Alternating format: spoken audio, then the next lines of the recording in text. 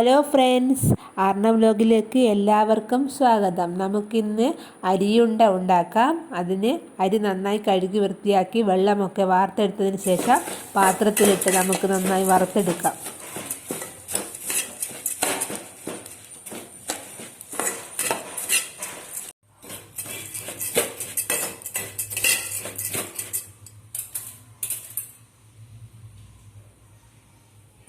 Brown കളറായിട്ടുണ്ട്.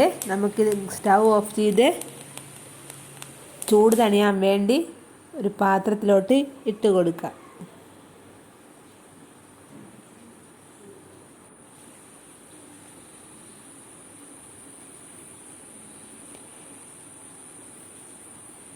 ചെറിയ ചൂടിൽ മിക്സിയുടെ ജാറിലിട്ട് പൊടിച്ചെടുക്കാം.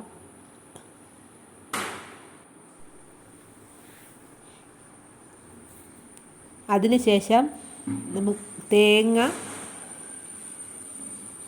ചിരകിയതും ശർക്കരയും ഏലക്കായും ഇട്ട് മിക്സിയുടെ ജാറിൽ അതും അടിച്ചെടുക്കാം.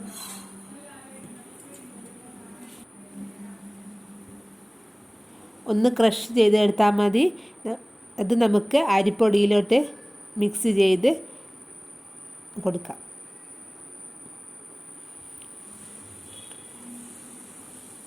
നന്നായി മിക്സ് ചെയ്തതിന് ശേഷം ചെറിയ ബോൾസുകളാക്കി ഉരുട്ടിയെടുക്കാം.